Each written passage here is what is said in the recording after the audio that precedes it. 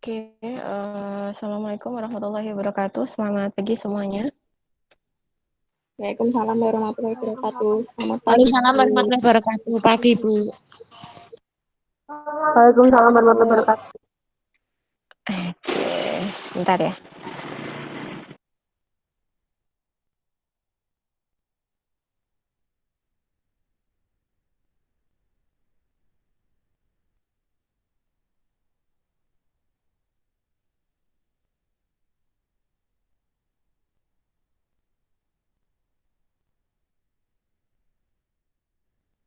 Untuk kelompok 9-nya sudah siap?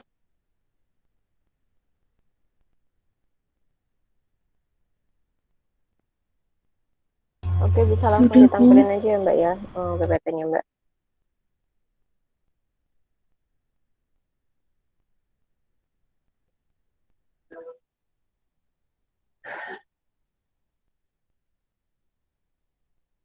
Jadi hari ini kita akan membahas tentang akuntansi investasi dan akuntansi persediaan. Ya, yang mana baik investasi maupun persediaan itu saya yakin ya sudah sangat familiar. Hanya saja di sini nanti kita akan mengetahui bedanya bagaimana pengakuan, pengukuran atas persediaan dan investasi ya, antara agrobisnis dan sektor pemerintah. Oke, karena sudah siap untuk presentasi kelompok 9, dipersilahkan.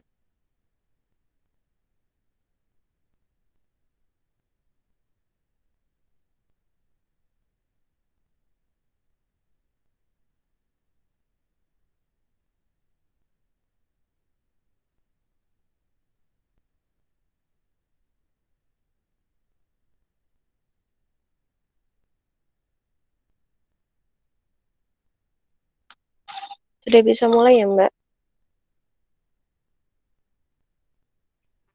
Assalamualaikum warahmatullahi wabarakatuh. Waalaikumsalam. Waalaikumsalam wabarakatuh. Waalaikumsalam warahmatullahi wabarakatuh.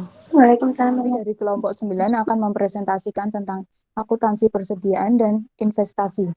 Perkenalkan, saya Heriana Novitasari dan teman saya Lawati dan Dina Fadila.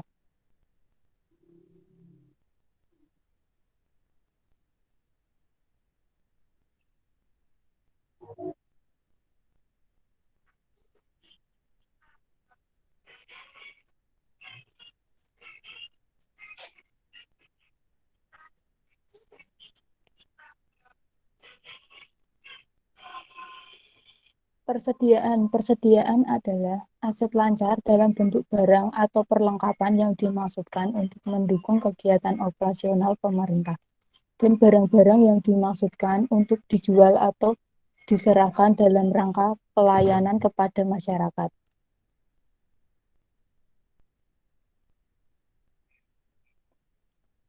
Ruang lingkup PSAK nomor 5 tentang persediaan diterapkan dalam penyajian seluruh persediaan dalam laporan keuangan yang disusun dan disajikan dalam basis cash toward accrual, di mana menggunakan basis kas untuk pengakuan pos-pos pendapatan, belanja, transfer, dan pembiayaan, serta basis accrual untuk pengakuan pos-pos aset, kewajiban, dan ekuitas.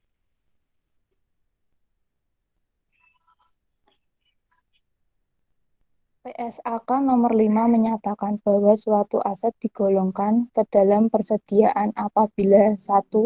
Barang atau perlengkapan yang digunakan dalam rangka kegiatan operasional pemerintah. 2. Barang atau perlengkapan yang digunakan dalam proses produksi. 3. Barang di proses produksi yang dimaksud untuk dijual atau diserahkan kepada masyarakat. 4. Barang yang disimpan untuk dijual atau diserahkan kepada masyarakat dalam rangka kegiatan pemerintah.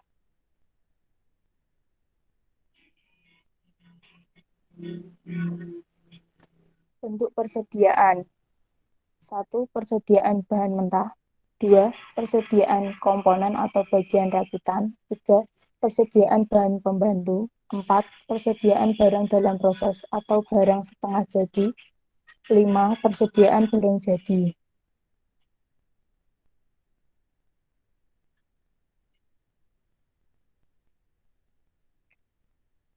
Pengakuan persediaan dilakukan pada keadaan A. Persediaan diakui pada aset potensi manfaat ekonomi masa depan diperoleh pemerintah dan mempunyai nilai atau biaya yang dapat diukur dengan andai. B. Persediaan diakui pada saat diterima atau hak kepemilikannya dan kepenguasaan berpindah. C. Pada akhir periode akuntansi. Persediaan dicatat berdasarkan hasil inventarisasi fisik. D. Persediaan bahan baku dan perlengkapan yang dimiliki proyek swakelola dan dibebankan ke suatu perkiraan aset untuk konstruksi dalam pengerjaan tidak dimasukkan sebagai persediaan.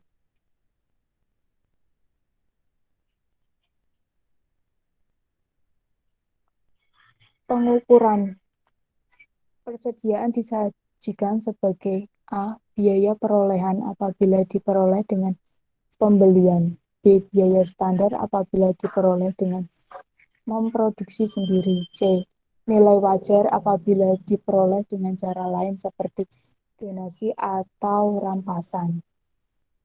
Dan akan dilanjutkan oleh teman saya yang bernama Dina.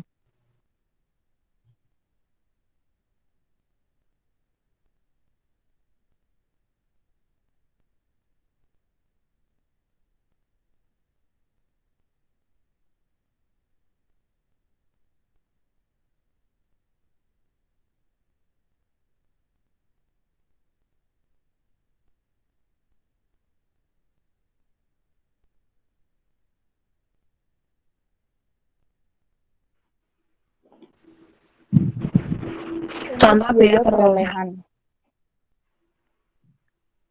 Dibeli suatu persediaan kertas HVS sebanyak 10 rim dengan harga 10.000 per rim, di mana untuk pembeliannya dikenakan biaya angkut sebesar 10.000 dan diberikan potongan harga sebesar 500 per rim. Maka akan dimasukkan ke dalam buku persediaan adalah harga beli 100 rim kali 10.000 sama dengan 1 juta. Dan biaya angkut 10.000. Lalu dijumlahkan total harga 1 juta 10.000. Dikurangi potongan harga sebesar 500 kali 100 sama dengan 50.000. Jadi nilai persediaan sebesar 960.000.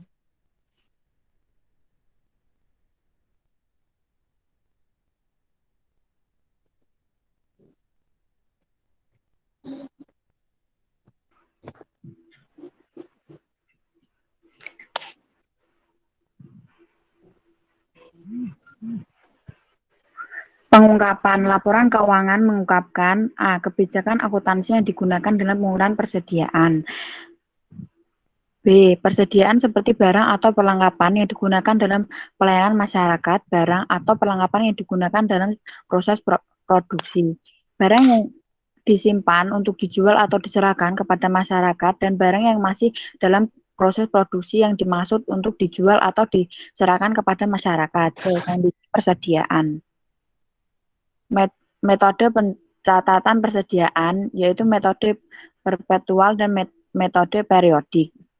Metode pencatatan perpetual, setiap terjadi perubahan persediaan dilakukan pencatatan dalam pembukuan atau akuntansi.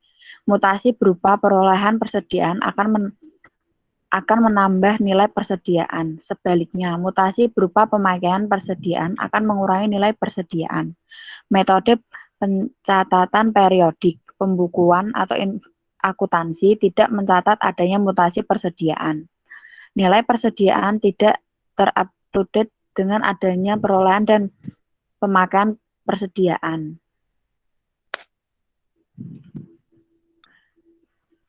Metode perpetual. Pada awal bulan terdapat saldo persediaan sebesar 1.000. Pada tanggal 10 terjadi pembelian senilai 10.000 dan pada tanggal 20 terjadi pemakaian senilai 7.000.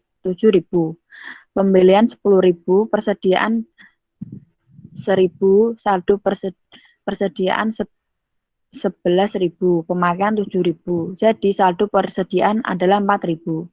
Metode periodik, pembelian sebesar 10.000 dan pemakaian sebesar 7.000 tidak dicatat menambah dan mengurangi nilai persediaan. Akibat saldo persediaan menunjukkan nilai 1.000 atau tidak terupdate dengan adanya pembelian dan pemakaian tersebut.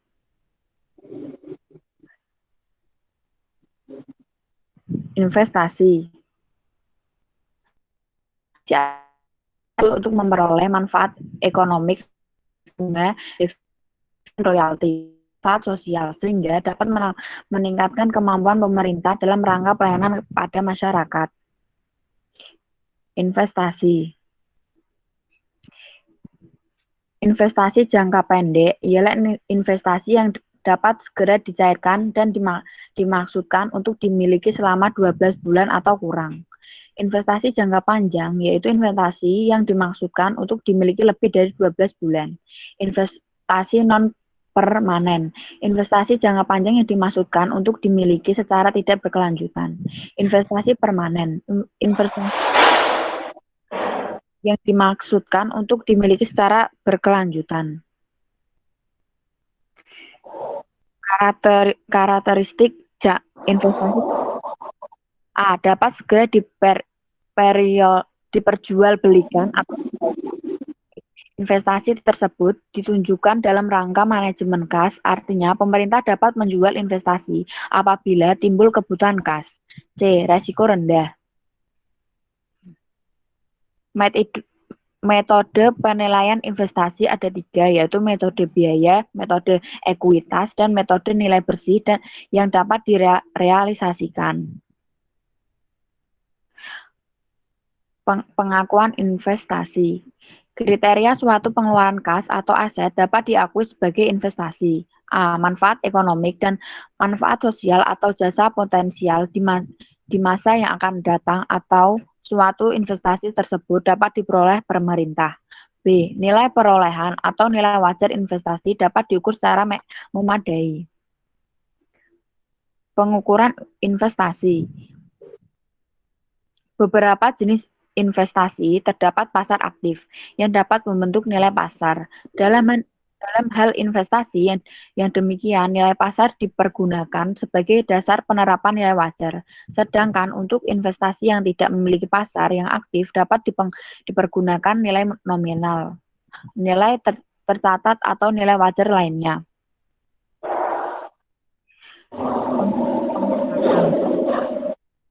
Hal-hal lain yang harus diungkap dalam laporan keuangan pemerintah berkaitan dengan investasi pemerintah. A. Kebijakan akuntansi untuk penentuan nilai investasi.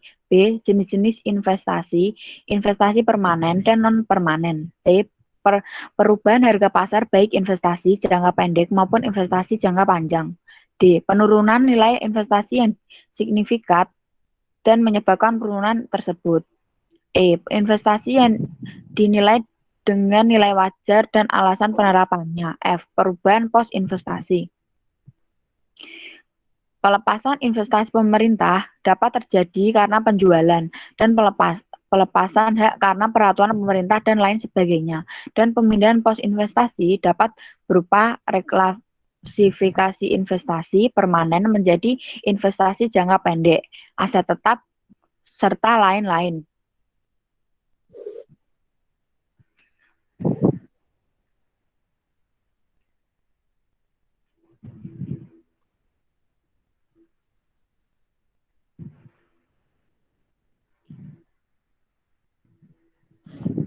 Oke, terima kasih pada kelompok 9 ya. Jadi di sini sebelum kita buka sesi diskusi, seperti biasa saya akan review sebentar ya untuk materi hari ini gitu ya. Suara saya cukup kedengaran jelas? Jelas, Bu. Oke.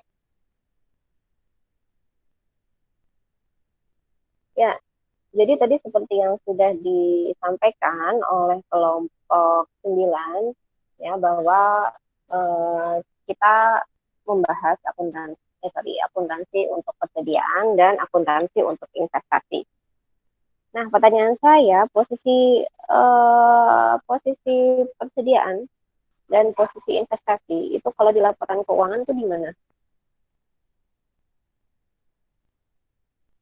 Ada yang tahu?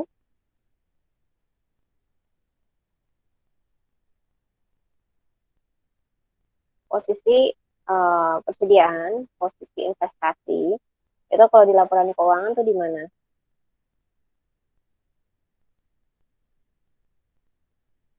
Tadi ada nggak di PPT-nya?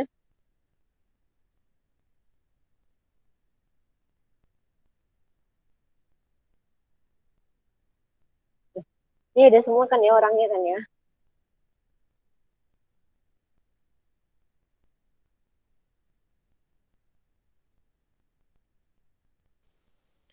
Halo? Investasi itu aset. Aset Ah, berarti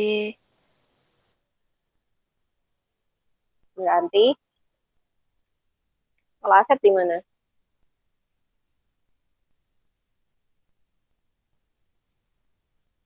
sebentar Bu.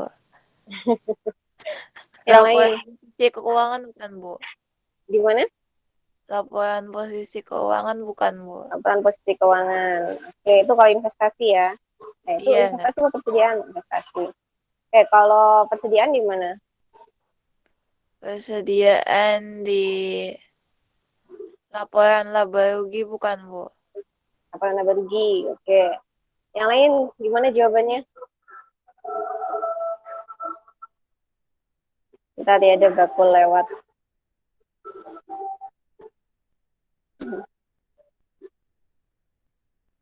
Oke, yang lain yuk. Gimana persediaan dan investasi itu ada di laporan keuangan mana sih? Laporan keuangan ya, baik sektor bisnis kan ada 5, sementara kalau yang pemerintah itu ada 7. Nah, kalau yang di sektor bisnis biasanya persediaan dan investasi itu ada di mana?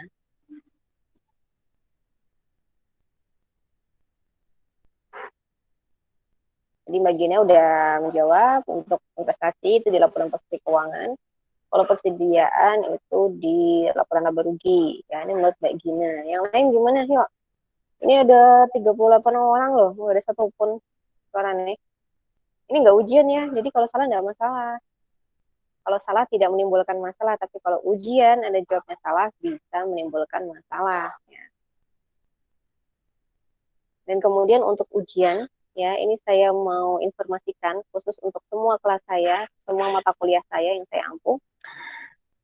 Ujiannya memang tertulis, tapi saya akan menambah penilaian untuk ujian lisan. Jadi pastikan dengan metode seperti ini ya Anda berpartisipasi.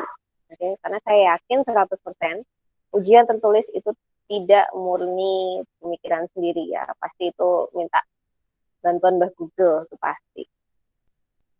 Nah, jadi kalau Anda merasa nilai Anda bagus ya jangan bangga dulu ya karena nanti patokan saya keaktifan Anda di kelas, kemudian tadi ya ada ujian lisan. Kapan ujian lisannya Bu? Ya pokoknya mendadak. Jadi persiapkan baik-baik. Yuk, yang lain gimana pendapatnya? Di mana posisi persediaan dan posisi investasi? Nggak mungkin ya kalau Anda baru dengar Kalau hari ini ya. Mbak Desi gimana? kalau persediaan itu di aset lancar, Bu. Hmm, Aset lancar tuh posisinya di mana Mbak? Di laporan mana? Di laporan keuangan. Iya Mbak, bener di laporan keuangan. Laporan keuangan itu kan ada 5 untuk sektor bisnis. Nah, kira-kira di laporan keuangan yang jenis apa? Apa arus kas? Apa catatan atas laporan keuangan? Atau di mana nih persediaan itu?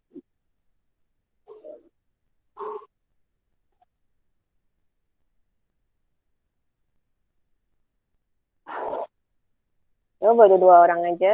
Mbak Desi dan Mbak Gina Saya, yang Bu. berpartisipasi. Oh, Mbak Deviana, silakan. Ya. Kalau persediaan itu di laporan posisi keuangan atau neraca, kalau investasi itu di laporan arus kas. Oke, investasi itu di laporan arus kas, sementara kalau tadi persediaan di laporan posisi keuangan ya. Oke, ada jawaban lain? Silahkan. 3 orang yang menjawab.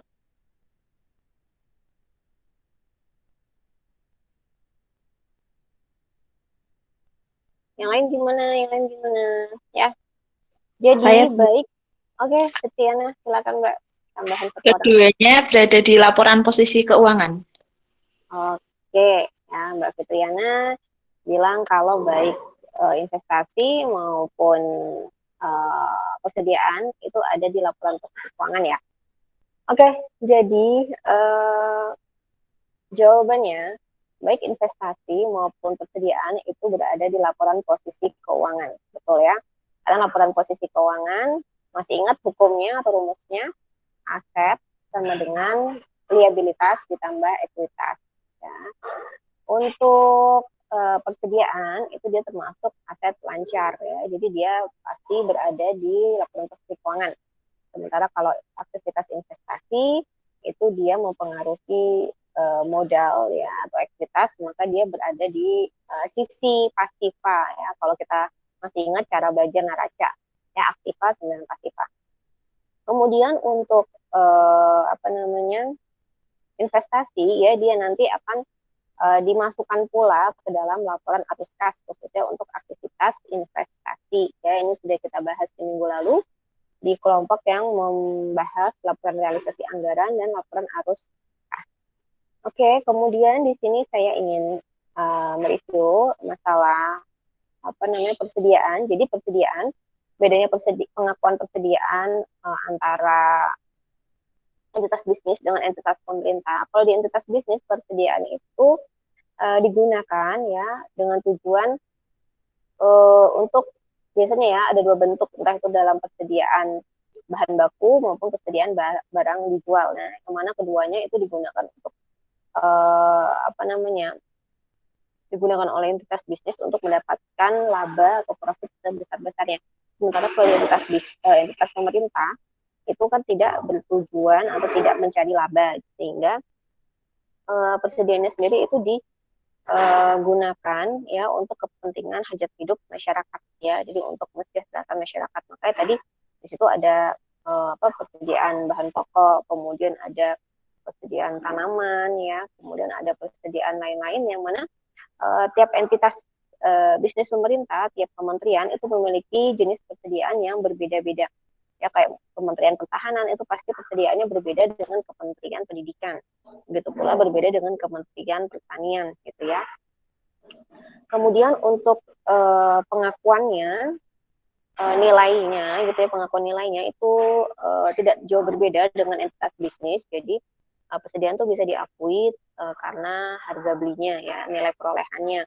Nilai perolehan itu bisa didapat dari harga beli, mungkin ditambah biaya angkut dan biaya lain, sampai di mana persediaan itu diterima oleh entitas pemerintah kayak gitu. Kemudian selain harga nilai perolehan, bisa juga didasarkan nilai pasar ya, atau net realizable value, nilai terrealisasikan bersih gitu ya. Kemudian kalau investasi itu pada umumnya baik pemerintah maupun entitas bisnis ya, itu terbagi menjadi 2. Ada investasi jangka panjang, ada investasi jangka pendek. Untuk investasi jangka pendek, harapannya adalah dalam waktu dekat itu bisa dilikuidasi, bisa dicairkan. Sehingga biasanya umur investasi itu kurang dari 12 bulan gitu ya. Kemudian kalau investasi jangka panjang di pemerintah itu dia juga dibagi lagi menjadi 2, yaitu ada yang permanen, ada yang non permanen. Itu dilihat dari apakah pemerintah ingin mendapatkan manfaat yang lebih lama dari investasi tersebut atau enggak. Kalau yang non permanen nanti setelah umur masa manfaat investasi itu habis, maka pemerintah akan melikuidasi investasi tersebut ya. Tapi kalau yang permanen itu biasanya cenderung pemerintah ingin mendapatkan manfaat lebih lama, kemudian mungkin pemerintah ingin menjadi bagian dari investasi tersebut. Oke, untuk sesi tanya jawab sudah saya buka di e-learning. Silahkan setelah ini kita semua pindah ke e-learning ya. Wassalamualaikum warahmatullahi wabarakatuh. Selamat pagi. Assalamualaikum warahmatullahi wabarakatuh. Assalamualaikum warahmatullahi wabarakatuh. Terima kasih, Bu. Terima kasih, Bu. Terima kasih, Bu.